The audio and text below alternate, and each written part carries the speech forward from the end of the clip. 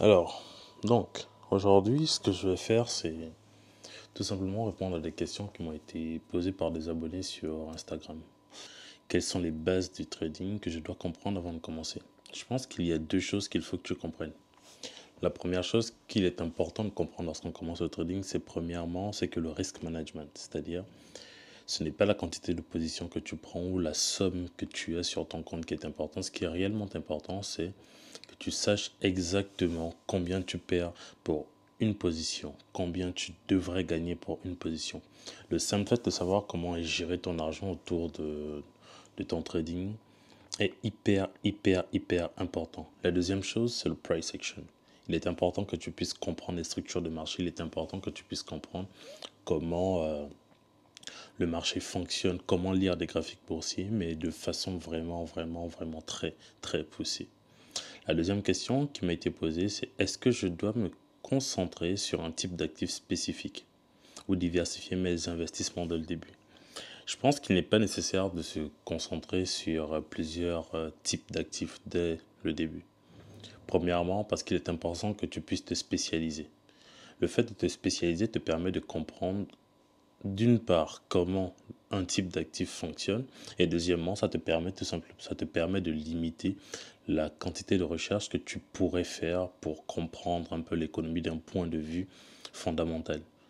Suivre à la fois actions, indices, options, forex, crypto en parallèle, ça demande beaucoup de travail. Ce n'est pas impossible, mais je conseillerais à un débutant de se focaliser sur un type d'actif avec certains, mais vraiment un nombre restreint, un nombre réduit d'actifs à trader. Par exemple, 2, 3 paires en Forex pour ceux qui s'intéressent au Forex. Troisièmement, avec 2 000 € par mois, quel montant devrais-je allouer au trading sans risquer de compromettre ma stabilité financière? Ce qu'il faut comprendre, c'est que la stabilité financière vient avant tout ou dépend avant tout du budget que tu te feras. Une règle simple pour faire un budget qui soit correct, c'est 50% sont déjà alloués à tout ce qui est charges primaires, donc loyer, nourriture. Donc, tu vois, il te reste déjà 1 000 €.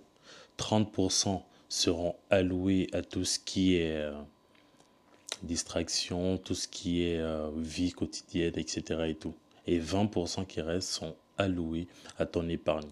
Ce que moi je conseillerais à quelqu'un, c'est tout simplement de limiter les distractions, limiter les restos, etc. et tout, et de mettre tout cet argent dans ton, euh, dans ton compte d'épargne. Donc ça ferait 30%, enfin si tu n'as pas de copine, si tu n'as pas d'activité qui soit primordiale. Donc tu as 30% que tu peux déjà mettre dans ton compte de trading. Donc pour avoir un certain équilibre, je te dirais que tu peux mettre 20% pour faire du trading. Ensuite, quelles plateformes de trading sont les plus accessibles pour un débutant en France? En France, pour un débutant, je te parlerai de capital.com, capital.com pour ceux qui préfèrent parler en français. Je pense qu'elle est accessible et qu'elle est plutôt réglementée et qu'elle n'est pas blacklistée par l'AMF, mais à vérifier. Mais si tu veux savoir celle qu'il ne faut pas utiliser, tu as juste à regarder le site de l'AMF pour comprendre, pour savoir quelles sont celles qui sont plus probables d'être des arnaques en griffe. Ensuite, comment gérer les risques et éviter les erreurs fréquentes des traders novices? Tu as quelques règles tacites que moi j'applique depuis déjà plusieurs années. La première, c'est que ne risque jamais plus d'1% par position. Ça, c'est pour le trade en lui-même. Ensuite, de façon globale sur le nombre de trades, ne risque jamais plus de 2% sur une journée. Si tu as perdu 2% sur une journée, arrête de trader pour la journée. Et ensuite, ne risque jamais plus de 4% sur la semaine. Si tu perds 4% sur une semaine, t'arrêtes définitivement et on se retrouve à la semaine prochaine. Voilà quelques règles rapides sans pour autant te prendre la tête avec des règles de management, mais ça devrait t'aider. Sixièmement, est-ce que c'est pertinent de suivre des formations payantes ou bien je peux m'en sortir avec des ressources gratuites en ligne? Je pense que tu peux t'en sortir avec des ressources gratuites en ligne parce que ce qu'il faut comprendre, c'est que la formation, les formations payantes ne sont pas forcément les plus complètes. Bien sûr, si moi je te donne une formation payante, je n'aurai même pas la prétention de te dire qu'elle est complète. Mon seul objectif, c'est pouvoir te faire passer d'un point A à un point B. Donc, la formation, d'une part, t'apporte une certaine cohérence dans le cheminement de ton apprentissage. Donc, ça te permet de réduire drastiquement le temps pour parcourir toute la courbe d'apprentissage et devenir rentable. Mais sinon, si tu n'as pas les moyens, commence déjà par te former sur Internet en regardant des vidéos, en t'abonnant sur cette chaîne parce que je te ferai un maximum de vidéos sur le sujet. 7. Comment éviter de tomber dans le piège des arnaques, surtout dans le trading de crypto-monnaie? Première règle, quand tu entends le mot gagne de l'argent facilement, prends tes jambes à ton cou et barre-toi. Deuxièmement, quand tu entends parler de signaux de trading et que lorsque tu te renseignes un petit peu, il n'y a aucun signe de money management, prends tes jambes à ton cou et va-t'en. Troisièmement, apprends à le faire par toi-même. Apprends à le faire par toi-même parce qu'il ne faut pas que tu sois dépendant de qui que ce soit. Il ne faudrait pas que tu sois dépendant de qui que ce soit parce que ça tient compte de sa psychologie à lui, ça tient compte de ses disponibilités à lui et ainsi de suite. Tu n'as pas toujours la possibilité de le faire en simplement suivant ce que les autres te demandent de faire. Du coup, ensuite, est-ce que je dois suivre les actualités économiques quotidiennement pour prendre de bonnes décisions? Je te dirais oui et non.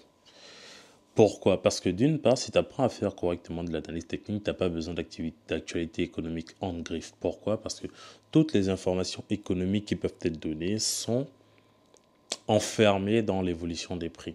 Donc d'une part, si tu deviens très bon en analyse technique, tu n'as pas forcément besoin de savoir quelles sont les annonces économiques qui sont faites. De l'autre côté, il faut comprendre que faire du trading, c'est avant tout de la finance. Et pour gagner de l'argent en finance, c'est-à-dire qu'il faut comprendre les flux monétaires, il faut comprendre comment l'argent circule d'un actif à un autre.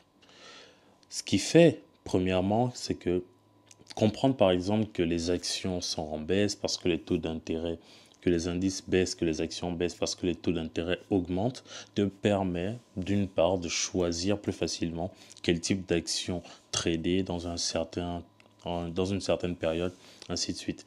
Donc je te dirais oui, parce que c'est important d'être informé, parce que c'est important d'avoir des connaissances, parce que c'est important d'apprendre de nouvelles choses et de comprendre comment l'économie fonctionne d'un point de vue fondamental. Deux, non, parce qu'il y a certaines personnes qui ne le font pas et qui s'en sortent très bien. Donc, la prochaine question qui m'a été posée, c'est est-il préférable de faire du day trading ou d'adopter une approche plus long terme avec ma situation actuelle? Donc, ta situation actuelle, j'imagine que tu dois être un étudiant, etc. et tout. Ce qui est important de savoir, c'est que beaucoup de personnes pensent qu'il faut absolument, mais absolument faire du day trading parce que tout le monde le fait. Tout le monde pense que faire du day trading, c'est la façon la plus rapide de gagner de l'argent en trading. Et bien, c'est faux. Tu peux faire du swing trading, mais ce qui est important, c'est que la stratégie que tu choisis, que ce soit du day trading ou du swing trading, cadre tout simplement avec ton temps, avec ta personnalité. Le day trading aura plus tendance à te faire stresser. Le swing trading aura plus tendance à t'apaiser. Mais si tu es débutant, le conseil que je te donnerai, c'est commence par du swing trading. Ça te permettra d'apprendre, ça te permettra d'être beaucoup plus calme, d'être beaucoup plus serein. Et dernière question, on en fera d'autres si ça t'intéresse parce que j'en ai eu pas mal. Quel indicateur technique dois-je apprendre pour mieux analyser les marchés? C'est un peu compliqué. Je pense que le plus important, c'est de faire de l'analyse technique, comprendre l'analyse technique, parce que les indicateurs techniques sont calculés sur la base des bougies, sur la base de l'analyse technique. Donc, si tu maîtrises ça, tu es déjà bien parti. Mais en termes d'indicateurs techniques, ce que j'utilise, j'ai le RSI pour essayer de voir, pour essayer de jauger le rapport entre les acheteurs et les vendeurs, parce que ça m'aide. Et j'ai également le stochastique RSI qui, lui, me permet tout simplement de voir lorsqu'une tendance s'essouffle. Et dernièrement, ce que j'utilise de façon un peu moins fréquente, mais je les ai quand même sur mes graphiques très souvent, c'est les moyennes mobiles, parce qu'elles me permettent d'avoir une direction de façon claire, de façon synthétique. Donc c'est tout pour cette vidéo. Si ça t'intéresse, j'en ferai d'autres comme ça me permet de faire des vidéos un peu plus simples pendant que je fais ma vie au quotidien. Donc Prends soin de toi, on se dit à très bientôt pour Glacier. Mais je t'invite par contre à regarder cette vidéo sur le trading qui devrait pas mal t'intéresser.